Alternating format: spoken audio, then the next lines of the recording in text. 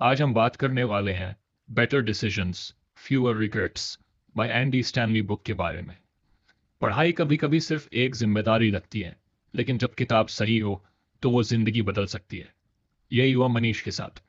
मनीष एक 32 साल का लड़का, दिल्ली की भीड़ भाड़ वाली सड़कों से थक चुका था।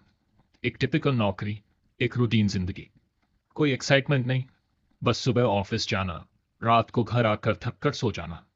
लेकिन अंदर से वो परेशान था। उसे लग रहा था कि उसकी लाइफ कहीं खो गई है। उसके दोस्त अक्सर उसे समझाते थे, भाई कुछ चेंज कर, लाइफ को सीरियसली ले। लेकिन मनीष हंसकर टाल देता, अरे यार सब सही चल रहा है, चिल करो। वो अपनी बात को कन्विंस करने के लिए इतना कॉन्फिडेंट दिखता कि सामने वाला भी मान जाता। लेकिन असल में मनीष खुद से कभी ऑनेस्ट नहीं था। एक दिन जब उसका मूड बहुत ऑफ था, उसने रैंडम अमेजॉन पर एक किताब ऑर्डर की। किताब का नाम था बेहतर निर्णय, कम पछतावे, 5 प्रश्न जो आपको अपने अगले कदम का निर्णय करने में मदद करेंगे। Move by Andy Stanley. वो खुद नहीं समझ पाया कि उसने ये किताब क्यों मंगवाई। शायद सिर्फ खुद को फील गुड देने के लिए। जब किताब आई, उसने उसे बेड साइड टेबल पर रख दिया। एक हफ्ते तक उसे टच भी नहीं किया। लेकिन फिर एक रात जब उसकी नींद नहीं आ रही थी, वो उठकर बैठ गया। बाहर बारिश हो रही थी और उसे लगा शायद यही सही टाइम है। उसने किताब उठाई और पढ़ना शुरू कर दिया। किताब के पहले ही चैप्टर में लिखा था, the integrity question, am I being honest with myself. Manish ने इसे 3 बार पढ़ा। उसे समझ में नहीं आ रहा था कि इतनी सिंपल लाइन में इतना वेट कैसे हो सकता है। फिर उसने पढ़ना जारी रखा।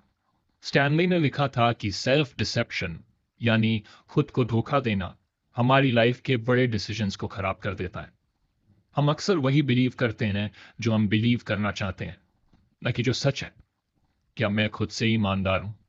यह सवाल अनकंफर्टेबल था, लेकिन मनीष को लगा कि यह सवाल उसकी पूरी लाइफ पर अप्लाई होता है। उस रात मनीष ने अपने पास्ट डिसीजंस के बारे में सोचना शुरू किया। वो याद करने लगा कि कैसे उसने हर बार अपने दोस्तों, परिवार और यहां तक कि खुद को कन्विंस किया था कि वो सही है।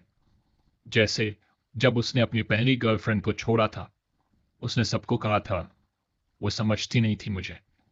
लेकिन सच तो ये था कि वो खुद इनसिक्योर था। उसे डर था कि वो रिलेशनशिप कहीं उसे वल्नरेबल न बना दे।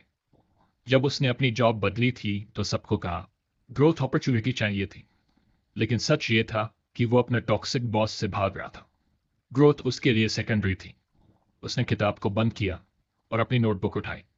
उसने लिखा, what am I lying to myself about. यह सवाल इतना सिंपल था, लेकिन जवाब देना इतना मुश्किल। उसने अपनी पेन उठाई, लेकिन पन्ना खाली रहा। फिर उसने लिखा, मैं खुद से झूठ बोलता हूं कि मैं ठीक हूं। इतना लिखते ही उसे लगा जैसे उसका सीना हल्का हो गया। यह शायद पहली बार था जब उसने खुद के सामने एडमिट किया कि सब कुछ ठीक नहीं है। अगली सुबह उसने फिर किताब पढ़नी शुरू की।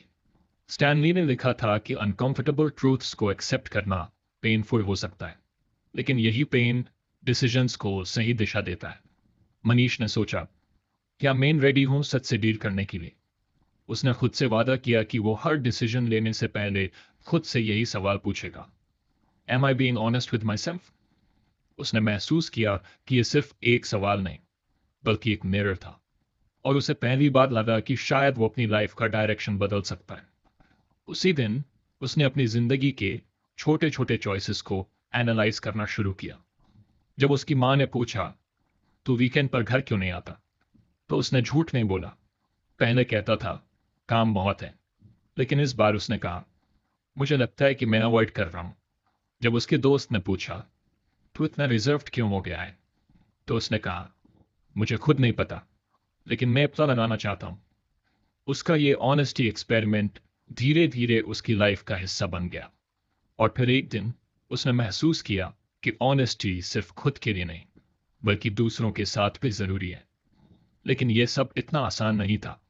हर बार जब वो खुद से सच बोलने की कोशिश करता, तो एक डर सामने आ जाता। ये डर उसे रोकता था, जैसे कोई इनविजिबल चेन उसे खींच रही हो। उसे महसूस हुआ कि सिर्फ एक क्वेश्चन से जिंदगी बदलने वाली नहीं, उसे और गहराई में जाना होगा। उसने किताब को फिर से पढ़ना शुरू किया। शायद आगे के लेसन्स उसे इस डर से लड़ने में मदद कर सकें। कहानी की शुरुआत वहीं से होती है जहां मनीष ने पहला लेसन खत्म किया था। अब वो ऑनेस्टी के सवाल को अपनी जिंदगी में प्रैक्टिकली अप्लाई करने की कोशिश कर रहा था। लेकिन कुछ दिनों बाद उसे एहसास हुआ कि सिर्फ सच बोलने से सब कुछ सॉल्व नहीं होगा। सच बोलना एक फाउंडेशन था, लेकिन उसे अभी भी समझ नहीं आ रहा था कि आगे क्या करना है। किताब का अगला चैप्टर था the legacy question, what story do I want to tell. Manish ने जैसे ही इस टाइटल को पढ़ा, वो कुछ पल के लिए रुक गया। उसने अपनी कॉफी का एसआई पी लिया और सोचा, स्टोरी? मेरी लाइफ की स्टोरी क्या है? उसने चैप्टर पढ़ना शुरू किया। स्टैनली लिखते हैं कि हर डिसीजन हमारी लाइफ की स्टोरी का एक हिस्सा बनता है। वो कहते हैं कि जब भी कोई बड़ा या छोटा डिसीजन लेना हो, हमें ये सोचना चाहिए कि वो डिसीजन हमारी कहानी में कैसा दिखेगा। मनीष ने एक गहरी सांस ली। उसने महसूस किया वो सिर्फ इमीडिएट प्रॉब्लम्स को सॉल्व करने और छोटे छोटे गोल्स अचीव करने में लगा रहता था, लेकिन लॉन्ग टर्म इम्पैक्ट, लेगेसी, ये शब्द तो उसकी डिक्शनरी में ही नहीं थे। किताब के इस हिस्से को पढ़ने के बाद उसने अपनी नोटबुक फिर से खोली। उसने खुद से लिखा, what story am I telling right now. और जैसे ही उसने ये लिखा, उसे याद आने लगा कि उसकी कहानी कितनी बेतरतीब है। कॉलेज के दिनों में जब उसके दोस्तों ने स्टार्टअप शुरू किया था, तो वो भी उनके साथ जुड़ना चाहता था, लेकिन उसने खुद को कन्विंस किया स्टेबिलिटी ज्यादा इंपॉर्टेंट है। उसने सिक्योर जॉब को चुना। पर अब जब वो उन दोस्तों की सक्सेस देखता था, तो उसे लगता था कि उसने शायद अपनी कहानी का सबसे एडवेंचरस चैप्टर मिस कर दिया। फिर उसे अपनी फैमिली याद आई। उसके पापा अक्सर उससे कहते थे, कुछ ऐसा करो कि लोग तुम्हारा नाम याद रखें। और मनीष हर बार हंसकर कहता, अरे पापा सब ठीक है, लाइफ को इतना सीरियस नहीं लेते। लेकिन अब उसे एहसास हुआ कि वो शायद खुद को कन्विंस कर रहा था। उसने खुद से एक और सवाल पूछा, What story do I want to tell in 10 years? इस सवाल ने उसे अजीब सा अनकंफर्टेबल कर दिया। उसने कभी अपनी लाइफ को इतना आगे तक नहीं सोचा था। उस दिन शाम को उसने एक पार्क में जाकर वॉक की। वहां हर तरफ लोग अपनी अपनी जिंदगी में बिजी थे। कोई जॉब कर रहा था, कोई अपने बच्चों के साथ खेल रहा था, और मनीष बस उन सबको ऑब्जर्व कर रहा था। उसे लगा, इनमें से हर किसी की एक स्टोरी है, मेरी क्या है? वो अपनी कहानी का स्ट्रक्चर बनाने की कोशिश करने लगा। उसे लगा कि हर अच्छी कहानी के 3 पार्ट्स होते हैं, एक अच्छा स्टार्ट, कुछ कॉन्फ्लिक्ट्स और फिर एक मीनिंगफुल कंक्लूजन। उसने सोचा, क्या मेरी कहानी में मीनिंग है, या ये बस एक बोरिंग जॉब और रैंडम एक्सक्यूजेस की सीरीज है? किताब में आगे स्टैनले ने लिखा था कि हमें निर्णय ऐसे लेने चाहिए जो हमारी मूल्य और इच्छित परिणामों के साथ संरेखित हों। मनीष को महसूस हुआ कि उसकी निर्णय अक्सर अल्पकालिक सुविधा के लिए होते थे, न कि किसी बड़ी पिक्चर को ध्यान में रखकर। अब उसे एक्शन लेना था। उसने अपने छोटे छोटे डिसीजंस को लेगेसी पर्सपेक्टिव से देखना शुरू किया। जब उसके दोस्त ने पूछा, तू वीकेंड्स पर नेटफ्लिक्स देखता रहता है, कुछ एक्साइटिंग क्यों नहीं करता? तो उसने पहले की तरह डिफेंसिव होने की बजाय कहा, शायद तुम्हारी बात सही है, मुझे कुछ नया ट्राई करना चाहिए। उसने वीकेंड पर एक राइटिंग वर्कशॉप ज्वाइन की। उसने सोचा, अगर मेरी कहानी में मीनिंग चाहिए तो मुझे इसे लिखना सीखना होगा। एक दिन ऑफिस में उसका बॉस उससे किसी प्रोजेक्ट पर जल्दी डिसीजन लेने को कह रहा था। मनीष को लगा कि वो डिसीजन सही नहीं है, लेकिन बॉस की प्रेशर में उसने पहले कभी मना नहीं किया था। लेकिन इस बार उसने रुक कर खुद से पूछा, क्या मैं ये डिसीजन अपनी कहानी का हिस्सा बनाना चाहूंगा?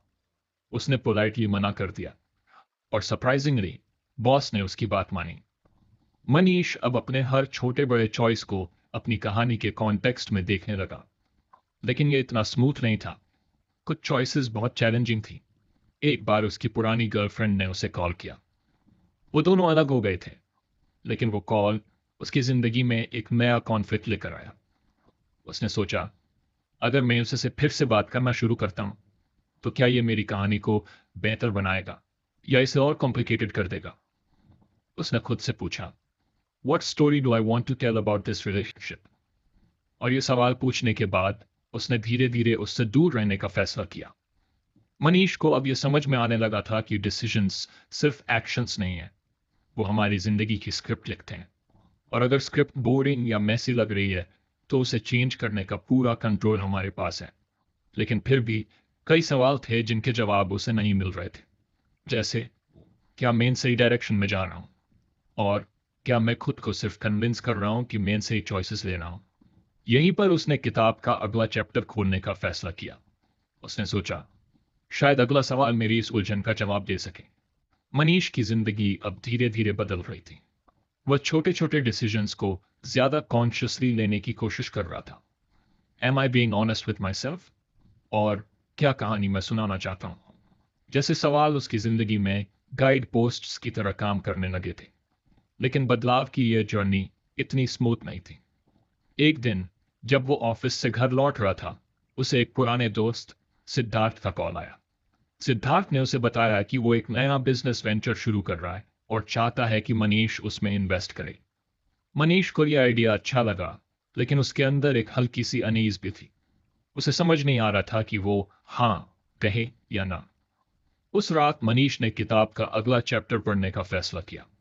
चैप्टर का टाइटल था the conscious question, is their attention that deserves my attention. Manish ने इस लाइन को पढ़ा और तुरंत उसे अपनी करंट सिचुएशन याद आ गई। उसने सोचा, क्या मेरी इस हल्की सी अनीज का मतलब कुछ हो सकता है? स्टैनली ने चैप्टर में लिखा था कि जब भी किसी डिसीजन को लेकर टेंशन या डिस्कम्फर्ट हो, उसे नजरअंदाज नहीं करना चाहिए। ये टेंशन हमारे कॉन्शियस यानी हमारी अंतरात्मा की आवाज हो सकती है। कई बार हम इस वॉइस को दबाने की कोशिश करते हैं, लेकिन यही वो मोमेंट्स होते हैं जब हमें पॉज लेना चाहिए।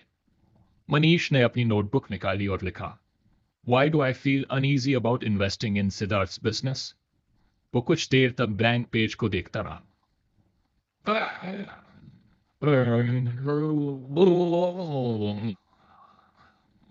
फिर उसने धीरे धीरे लिखा, What if the business fails? Do I trust Siddharth's judgment completely? उसने महसूस किया कि उसके अंदर ये सवाल पहले से मौजूद थे, लेकिन वो कॉन्शियसली उन्हें नजरअंदाज कर रहा था। वो खुद को कन्विंस करना चाहता था कि ये अपॉर्चुनिटी एक्साइटिंग है, लेकिन उसकी कॉन्शियंस उसे कुछ और कह रही थी। अगले दिन उसने सिद्धार्थ से मिलने का प्लान बनाया। वो उससे डिटेल में बात करना चाहता था। सिद्धार्थ ने बहुत कॉन्फिडेंटली उसे बिजनेस का पूरा प्लान समझाया, लेकिन मनीष को फिर भी कुछ मिसिंग लगा। उसने उससे डायरेक्टली पूछा, क्या तुमने मार्केट रिसर्च की है? सिद्धार्थ कुछ हेजिटेट हुआ और बोला, हाँ, सॉर्ट ऑफ, लेकिन मुझे पता है ये काम करेगा, ट्रस्ट में। मनीष को वही अनईजी फीलिंग फिर से हुई। वो सोचने लगा, क्या मैं सिर्फ फ्रेंडशिप के प्रेशर में ये डिसीजन लेने जा रहा हूं? उसने अपनी कॉन्शियंस की बात सुनने का फैसला किया। उसने सिद्धार्थ से पोलाइटली कहा कि उसे और सोचने के लिए टाइम चाहिए। उस रात उसने किताब के चैप्टर को दोबारा पढ़ा। स्टैनली ने एक बात पर जोर दिया था, don't rush through the tension, sit with it, let it guide you. Manish ने इस एडवाइस को गंभीरता से लिया। उसने सोचा, क्या मैं बाकी डिसीजंस में भी इस टेंशन को इग्नोर करता रहा हूं? उसने अपने पास्ट को रिवाइंड करना शुरू किया।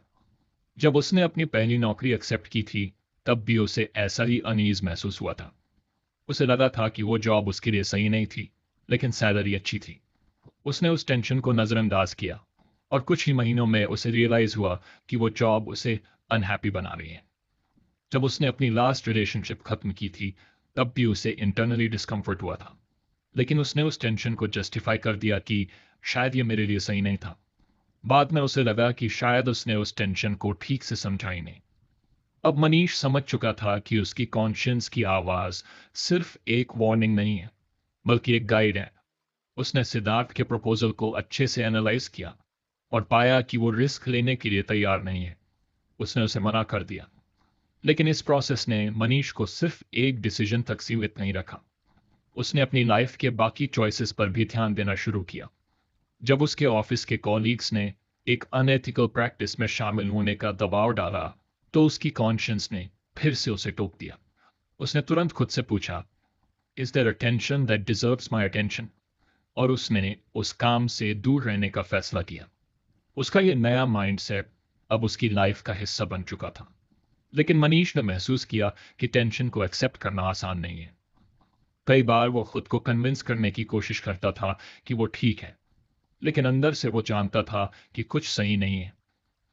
एक वीकेंड पर मनीष अपनी माँ के घर गया। उसकी माँ ने कैजुअली पूछा, बेटा, शादी का क्या सोचा है? मनीष ने टॉपिक बदलने की कोशिश की, लेकिन उस रात उसने इस सवाल पर गहराई से सोचा। उसे एहसास हुआ कि वो शादी के बारे में सोचने से बच रहा है, क्योंकि उसे कमिटमेंट को लेकर डर है। लेकिन क्या ये टेंशन उसे कुछ बताने की कोशिश कर रही थी? उसने खुद से वादा किया कि वो इस सवाल को भी एक्सप्लोर करेगा।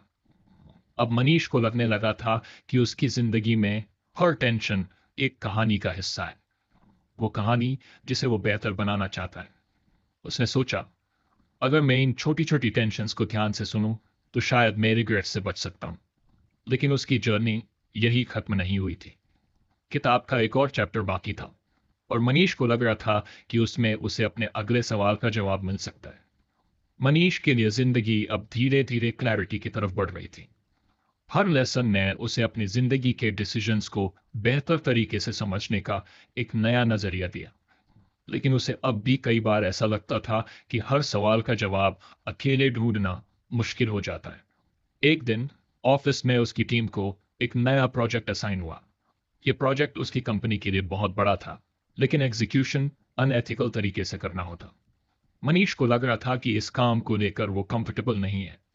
उसने अपनी कॉन्शियंस की बात सुनी और खुद को इस काम से दूर रखने का फैसला किया। लेकिन अब उसके सामने एक और दुविधा थी। उसका मैनेजर बार बार उसे प्रेशर डाल रहा था। उसने मनीष से कहा, अगर तुम इस प्रोजेक्ट को लीड करोगे तो तुम्हारी प्रमोशन ऑलमोस्ट है। ये तुम्हारे करियर के लिए एक बड़ा मौका है। मनीष के अंदर टेंशन बढ़ने लगी। उसे समझ नहीं आ रहा था कि इस सिचुएशन को कैसे हैंडल करे। उसी रात उसने किताब का अगला चैप्टर पढ़ना शुरू किया। चैप्टर का टाइटल था the community question, what would my family and friends advise me to do. Manish को लगा कि शायद यही सवाल उसके करंट प्रॉब्लम का सोल्यूशन दे सकता है। स्टैनली ने लिखा था कि डिसीजंस अक्सर सिर्फ हमारे बारे में नहीं होते, उनका असर हमारे रिलेशनशिप्स और सोशल स्टैंडिंग पर भी होता है। उन्होंने सलाह दी कि जब भी आप किसी मुश्किल डिसीजन में फंसे हो, तो ट्रस्टेड फैमिली और फ्रेंड्स से सलाह लें। पर्सपेक्टिव शायद उस चीज को देख पाए जो आप खुद नहीं देख पा रहे। मनीष ने चैप्टर पढ़ा और खुद से पूछा, अगर मैं इस सिचुएशन के बारे में अपने पापा से बात करूं तो वो क्या कहेंगे, या मेरे दोस्त राहुल से। उसे अपने पापा की याद आई। उनके वैल्यूज हमेशा ऑनेस्टी और एथिक्स पर आधारित रहे थे। मनीष को लगा कि अगर वो इस सिचुएशन के बारे में अपने पापा को बताएगा तो उनका जवाब साफ होगा, गलत काम से सक्सेस मत पाना। उसने तुरंत अपने पापा को कॉल किया।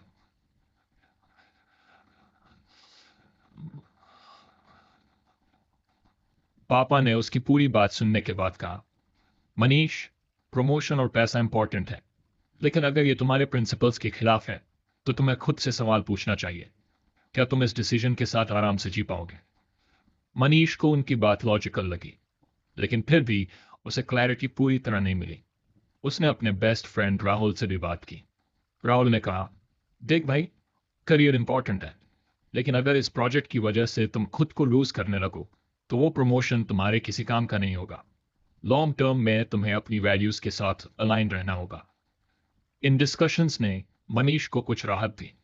उसने महसूस किया कि डिसीजंस को कम्युनिटी के पर्सपेक्टिव से देखना उन्हें ज्यादा बैलेंस्ड और प्रैक्टिकल बनाता है। अगले दिन मनीष ने एक और एक्सपेरिमेंट किया। उसने अपनी क्लोज कॉलीग नेहा से भी इस बारे में बात की। नेहा ने कहा, मनीष, अगर तुम इस प्रोजेक्ट को रिजेक्ट करोगे तो शायद तुम्हारे मैनेजर को बुरा लगे, लेकिन अगर तुम इसे एक्सेप्ट करते हो और बाद में पछताते हो तो क्या ये तुम्हारे लिए सही होगा। मनीष को रियलाइज हुआ कि उसके आसपास के लोग उसकी सिचुएशन को अलग अलग एंगल्स से देख पा रहे थे। हर कोई उसे वही बता रहा था जो उसकी कॉन्शियंस भी कह रही थी। उसने फाइनली प्रोजेक्ट को डिक्लाइन करने का फैसला किया। उसने अपने मैनेजर से कहा, मैं इस काम को लेकर कंफर्टेबल नहीं हूं। मैं ऐसे प्रोजेक्ट्स पर काम करना चाहता हूं जो एथिकली सही हो। हालांकि मैनेजर इनिशियली नाराज हुआ, लेकिन मनीष ने महसूस किया कि उसने सही डिसीजन लिया। इस प्रोसेस ने मनीष को सिखाया कि कम्युनिटी का इन्फ्लुएंस कितना पावरफुल हो सकता है। उसने यह भी रियलाइज किया कि सही लोग चुनना कितना जरूरी है। अगर उसने ऐसे लोगों से सलाह ली होती जो सिर्फ उसे इमीडिएट रिवॉर्ड्स की तरफ धकेलते, तो शायद उसका डिसीजन अलग होता। मनीष अब अपने दूसरे डिसीजंस में भी कम्युनिटी क्वेश्चन का इस्तेमाल करने लगा। जब उसकी माँ ने उसे शादी के लिए एक लड़की से मिलने को कहा तो पहले वो अवॉइड करना चाहता था, लेकिन फिर उसने सोचा, मेरे दोस्त राहुल और नेहा इस बारे में क्या कहेंगे। उसने उनसे इस बारे में बात की। दोनों ने उसे समझाया कि कम से कम बातचीत करके देखना चाहिए। मनीष ने उनकी बात मानी और लड़की से मिलने के लिए तैयार हुआ। लड़की से मिलने के बाद मनीष को लगा कि बातचीत करना इतना बुरा नहीं था। उसने सीखा कि हर डिसीजन में दूसरों के पर्सपेक्टिव्स लेना खुद की सोच को वाइडन करता है। लेकिन कम्युनिटी के इन्वॉल्वमेंट के साथ एक और चीज सामने आई। कभी कभी दूसरों की ओपिनियंस आपके लिए सही नहीं हो सकती। मनीष ने सीखा कि एडवाइस लेना जरूरी है, लेकिन अल्टीमेटली डिसीजन आपको खुद ही लेना होता है। एक और सिचुएशन में मनीष ने अपनी सेविंग्स को एक रिस्की म्यूचुअल फंड में इन्वेस्ट करने का सोचा। उसने अपने दोस्त राहुल और एक फाइनेंशियल एडवाइजर से बात की। दोनों ने उसे इसके रिस्क्स बताए, लेकिन मनीष का गट फीलिंग कुछ और कह रहा था। उसने उस इन्वेस्टमेंट को रिजेक्ट कर दिया। बाद में जब वो म्यूचुअल फंड मार्केट क्रैश हुआ तो मनीष को पता चला कि उसने सही डिसीजन लिया था। अब मनीष के लिए हर डिसीजन एक कोलैबोरेटिव प्रोसेस बन चुका था। वो अपनी फैमिली और ट्रस्टेड फ्रेंड्स की सलाह को अपनी कॉन्शियंस के साथ बैलेंस करना सीख चुका था। उसने सीखा कि कम्युनिटी के साथ कंसल्ट करना डिसीजंस को ज्यादा प्रैक्टिकल और ग्राउंडेड बनाता है। लेकिन मनीष को यह भी पता था कि अभी उसकी जर्नी खत्म नहीं हुई थी। उसने किताब का अगला चैप्टर खोलने का मन बनाया, क्योंकि हर लेसन उसे अपनी जिंदगी के एक नए पर्सपेक्टिव से रूबरू करा रहा था। मनीष की जिंदगी में अब काफी बदलाव आ चुका था। किताब के हर नए चैप्टर ने उसे अपनी डिसीजंस को एक नई रोशनी में देखने का मौका दिया था।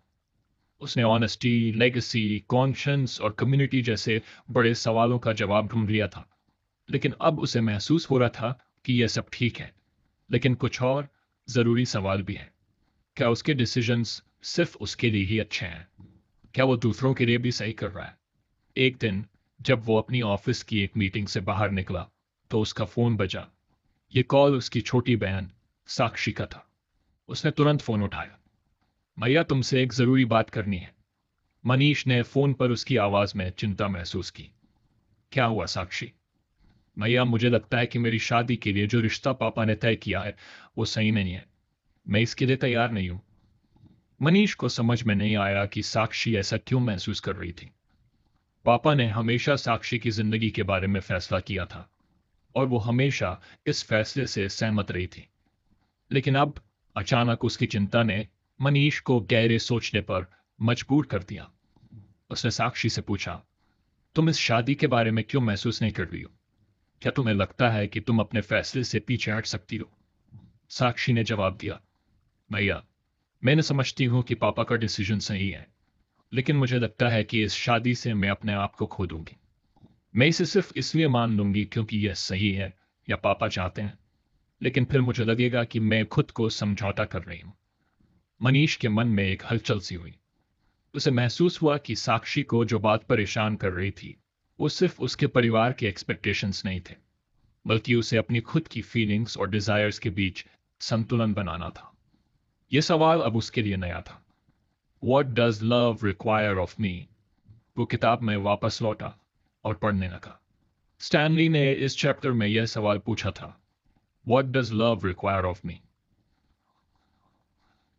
यह सवाल हमें अपनी डिसीजंस में दूसरों की ज़रूरतों और भावनाओं को ध्यान में रखने के लिए प्रेरित करता है। जब हम दूसरों से प्यार करते हैं तो हम उनके भले के लिए काम करते हैं, न कि सिर्फ अपनी इच्छाओं या फायदे के लिए। मनीष ने किताब में एक लाइन पढ़ी, प्यार अपने निर्णयों को सही साबित करने के लिए नहीं देखता, वह दूसरों के लिए बलिदान करने के लिए एक तरीका ढूंढता है। इस लाइन ने उसे झकझोर दिया। उसने महसूस किया कि उसे अपनी बहन के मामले में वही करना चाहिए जो उसके लिए सही है, भले ही यह पापा की उम्मीदों के खिलाफ क्यों ना हो। उसने साक्षी से कहा, तुम सही कह रही हो। तुम्हारी फीलिंग्स और डिजायर्स बहुत मायने रखती हैं। अगर तुम्हें लगता है कि तुम्हें इस शादी के लिए तैयार नहीं हो तो तुम्हारा कहना बहुत जरूरी है। तुम अपनी आवाज उठाओ और पापा को बताओ कि तुम्हें क्या चाहिए। साक्षी को पहले कुछ डर था, लेकिन मनीष की बातों ने उसे साहस दिया।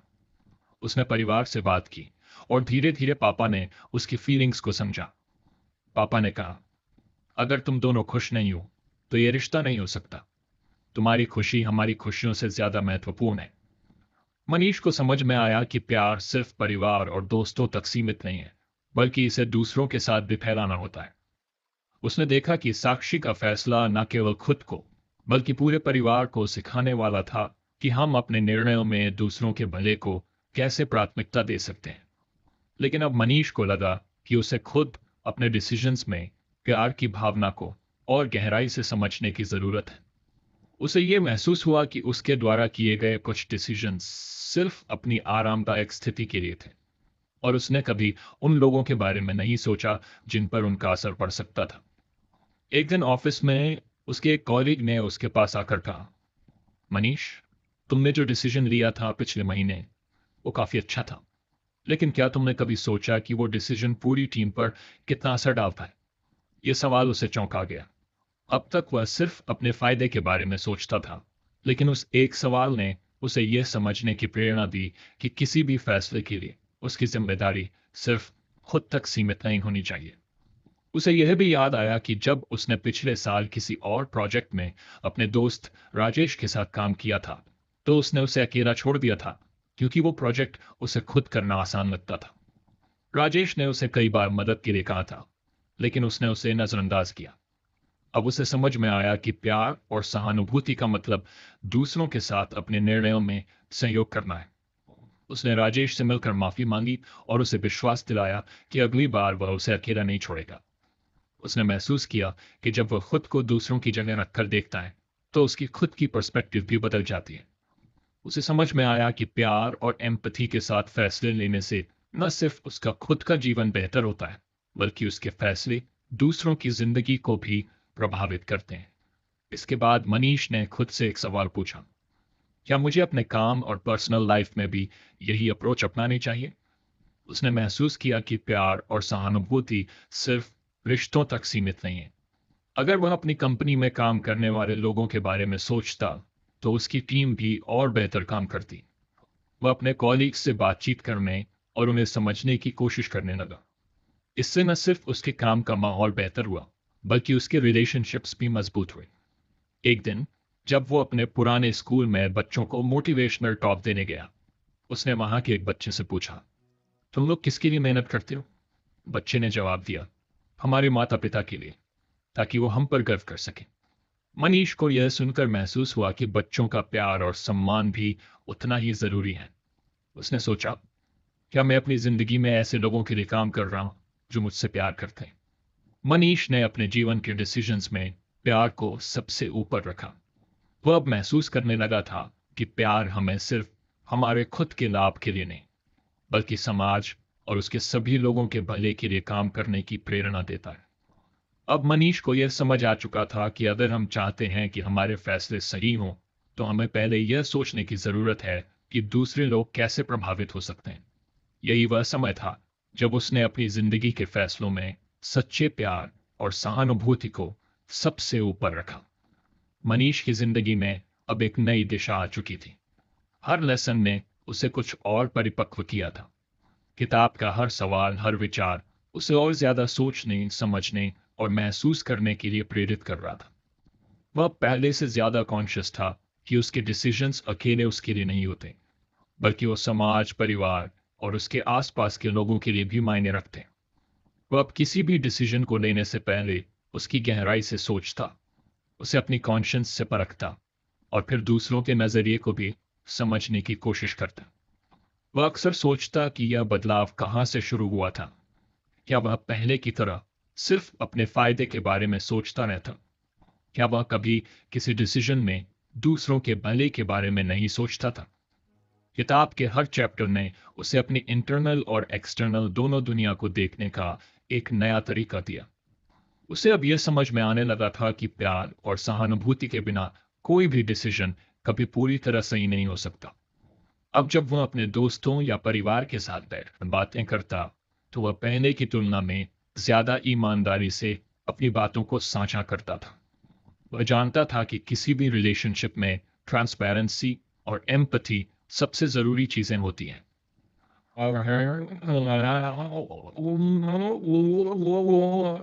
अगर वह अपनी जिंदगी के फैसलों में यही मूल मंत्र अपनाता तो न सिर्फ उसकी अपनी जिंदगी बेहतर होती, बल्कि उसके आसपास के लोग भी खुश रहते। एक दिन उसके पास एक कॉल आया। ये कॉल उसके पुराने दोस्त अमित का था। अमित ने बताया कि वह एक बड़ी समस्या में फंसा हुआ था। उसका एक बड़ा बिजनेस डील लगभग खत्म हो चुका था, क्योंकि उसके कुछ बिजनेस पार्टनर्स अनएथिकल तरीके से काम कर रहे थे। अमित परेशान था और वह जानता था कि अगर वह इस डील को बंद करता है तो वह अपने करियर को बड़ा झटका देगा। मनीष ने तुरंत ही उसे समझाया, अमित, तुम्हारे फैसले से सिर्फ तुम्हारी जिंदगी नहीं बदलने वाली है, ये उन लोगों की जिंदगी को भी प्रभावित करेगा जो तुमसे जुड़े हुए हैं। अगर तुम अपने पार्टनर्स के साथ इस डील को आगे बढ़ाते हो तो सिर्फ तुम नहीं, बल्कि तुम्हारी टीम और उनके परिवार भी इससे प्रभावित होंगे।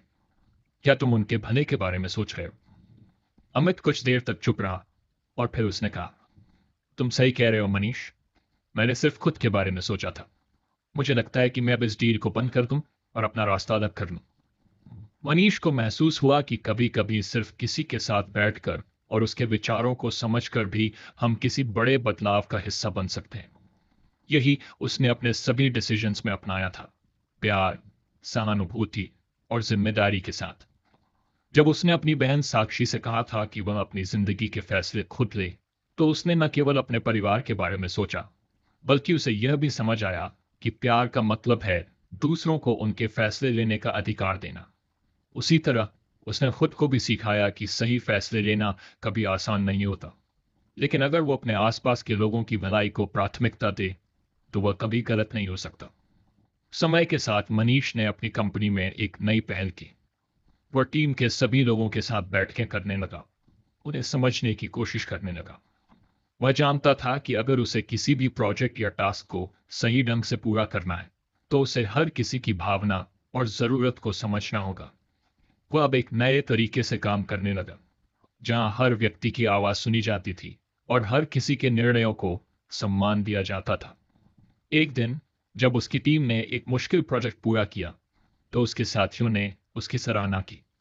वे सब जानते थे कि इस सक्सेस का कारण सिर्फ टीम का हार्ड वर्क नहीं था, बल्कि मनीष का अप्रोच था। उसे हर किसी की चिंता और दिल की बात सुननी आती थी।